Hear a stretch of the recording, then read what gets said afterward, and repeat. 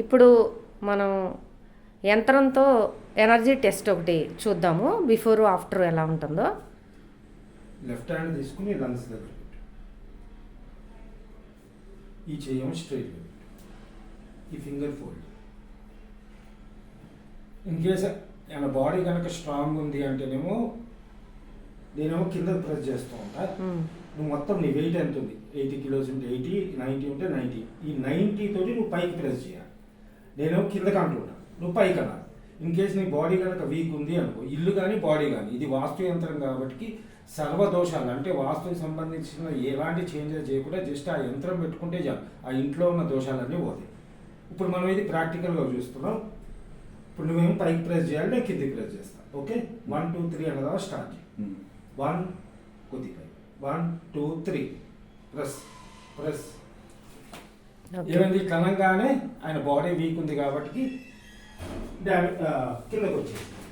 ఇప్పుడు నేను జస్ట్ దీన్ని చూడడానికి ఇస్తున్నా. ఇది వాస్తు దోష నివారణ యంత్రం. ఇది వాస్తుకు సంబంధించిన ఏ రకమైన ప్రాబ్లం ఉన్నా కానీ ఇది పోతుంది. నేను ఆయన ముట్టుకోవడానికి ఇవ్వట్లేదు, తాగడానికి తినడానికి ఏమీ ఇవ్వట్లేదు. జస్ట్ దీన్ని చూడు. ఇది ఏ ఇంట్లో అయినా ఎక్కడైనా పెట్టుకోవచ్చు.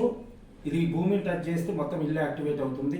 గుమ్మానికి కనుక మనం పెడితే కనుక మనం రోజు వెళ్ళేటప్పుడు, బయటికి వెళ్ళేటప్పుడు, వచ్చేటప్పుడు ఒకసారి చూస్తే చాలు, టోటల్ బాడీ అన్నది కూడా యాక్టివేట్ అయ్యి సర్వదోషాలు కూడా దీని నుండి పోతాయి మనకి.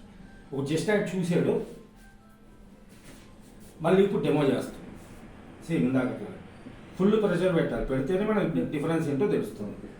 బాలాజీ అది చూసినందుకు బాలాజీ గారు గిరి గారు చేయిని కిందకి ప్రెస్ చేయడానికి ట్రై చేస్తుంటారు. గిరినేమో తన బలవంతం ఉపయోగించి ఇప్పుడు పైకి ట్రై చేస్తారు. బిఫోర్ చాలా తొందరగా పడిపోయింది, ఇప్పుడు ఎలా ఉంటుందో చూద్దాం. జస్ట్ ఆయన చూశాడు మాత్రం, అంతే. జస్ట్ చూసినందుకు, అది కూడా కొన్ని సెకండ్స్ చూసినందుకే బాడీలో చేంజెస్ వచ్చినాయో లేదో చూద్దాం. Okay, 1 2 3 press. చూడండి బాడీ ఎంత స్ట్రాంగ్ అయిపోయింది.